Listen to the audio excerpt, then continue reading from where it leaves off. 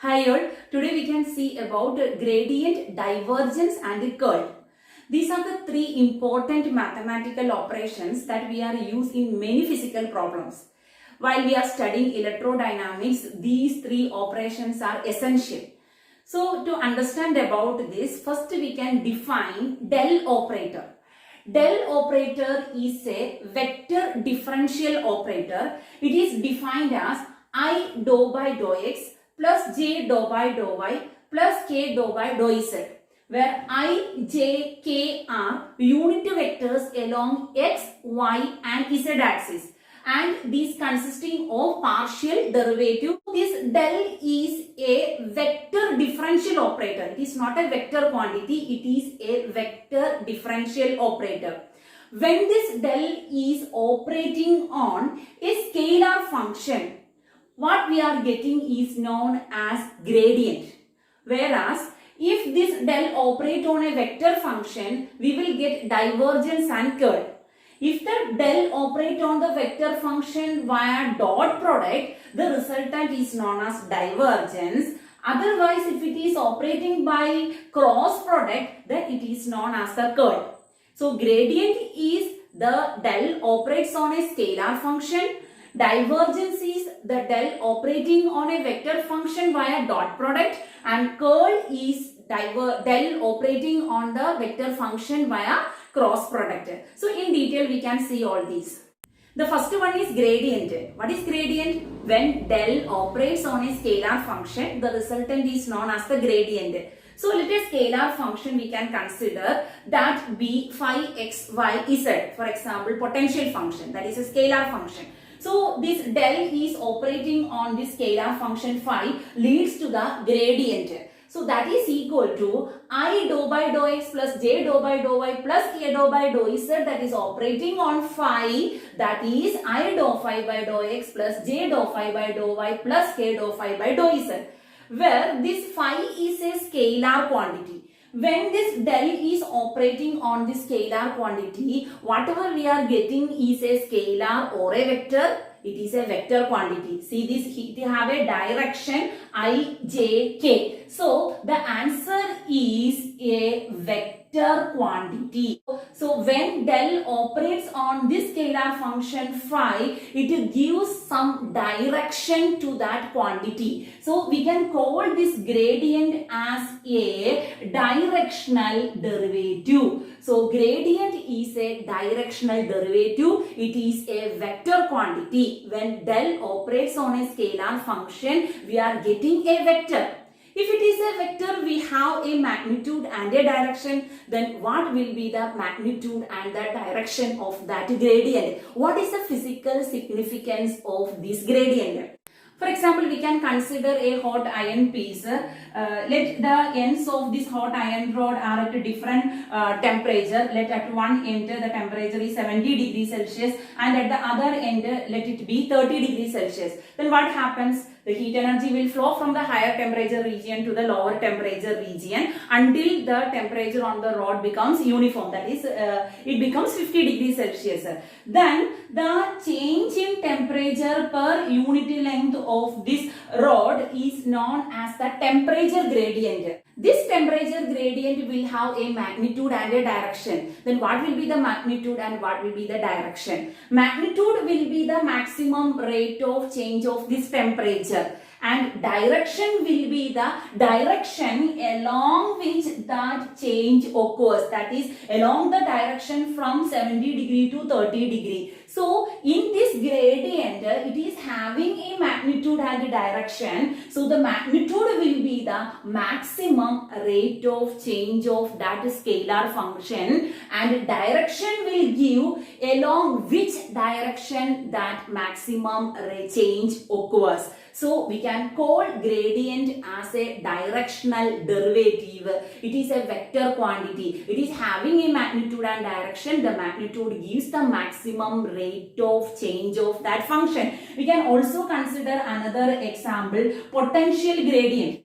What is potential gradient? The potential gradient is an change in potential per unit length. And in electrostatics, you have seen that the negative of this potential gradient is the electric field. This is in one dimension. If we are considering in 3 dimension, electric field vector we can write as negative of the gradient of the scalar function V. So it is a vector quantity, that is gradient of a scalar function is a vector quantity. The magnitude as the maximum rate of change of that function and direction as the direction along which that change occurs. The second one is divergence. When del operates on a vector function by dot product, the resultant is known as the divergence. So we can consider a vector function A vector that is equal to AXI plus AYJ plus AZK. So here del is operating on this vector function A by dot product. Then what we will get? I dou by dou x plus j dou by dou y plus k dou by dou z, that is del dot that vector AXI plus AYJ plus AZK. We know that I dot I is equal to 1, j dot j is equal to 1, k dot k is equal to 1. And I dot j, j dot k, k dot I is equal to 0. So on taking the dot product, we will get dou by dou x of Ax plus dou by dou y of Ay plus dou by dou z of Az.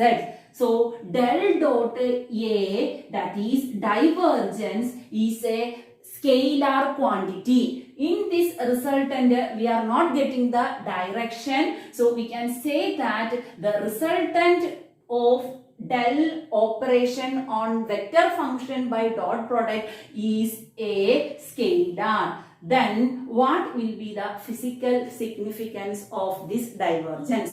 The physical significance of divergence is that it gives a quantitative measure of how much a given quantity is diverging at a given point. That is how much that a quantity is spread out. For example, if you are considering the divergence of fluid velocity, that will be the quantity of the fluid flowing out at a given point. We can say the divergence as a positive when this flow occurs outward. That is, if the field is spreaded outwards, that divergence is positive divergence, or we can call it as source. If the field is converging inward, that divergence is known as negative divergence or sink. There is one more divergence, zero divergence, that is if the field entering is equal to the field leaving, then it is zero divergence. So the physical significance is that it gives how much a vector quantity is diverging. That is, it is the outward flow per unit volume. Another important point is that if you are taking the divergence of a vector quantity and if we are getting the answer as 0, then this A vector is known as solenoidal vector. So for a vector to be solenoidal, the condition is that the divergence of that vector quantity must be 0. The third one is curl.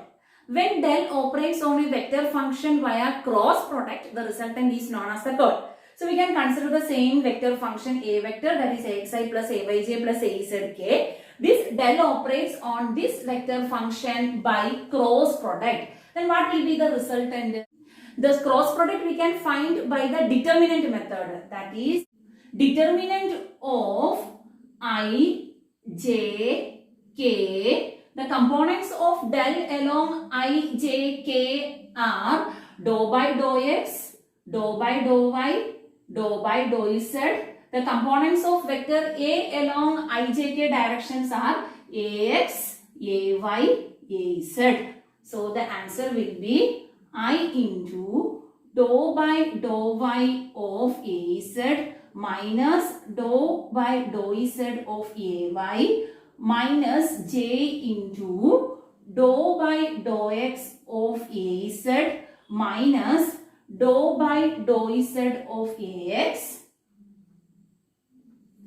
plus k into dou by dou x of AY minus dou by dou y of AX.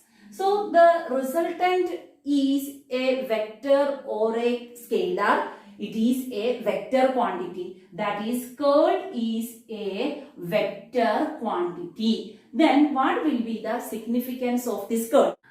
The word curl is related with something that is twisting or it is going a spiral. For example, we are telling curly hair. So the physical significance of curl operation here is that it gives how much a vector quantity curls or twists around a point. So when we are finding curl at a point, that will give the circulation of that vector around that point or rotation of that vector around that point. So curl gives the rotation or circulation around a point. We have seen that curl is a vector quantity. So curl is having a direction and magnitude. The magnitude will be the amount of maximum circulation around that point, and then what will be the direction of that curl? That will be perpendicular to the plane of area, because it is a cross product. Cross product direction will be perpendicular to that area. So the direction of the curl will be perpendicular to the plane of area. Another important point is that while finding the curl of a vector function, if we are getting the answer as 0, that means the vector has no rotation at that point. Then we can call this vector as irrotational vector. So for a vector to be irrotational, the curl of that vector must be 0. So curl is when done operating on a vector function by cross product. Whenever there is some rotational effect we are studying, we are always taking the cross product. For example, torque, angular acceleration, everywhere we are using cross product. So we have seen gradient, divergence and curl. Gradient means when del operates on a scalar function, what we are getting. And divergence is del operates on a vector function via dot product, and curl is del operates on a vector function via cross product. What is the physical significance of gradient?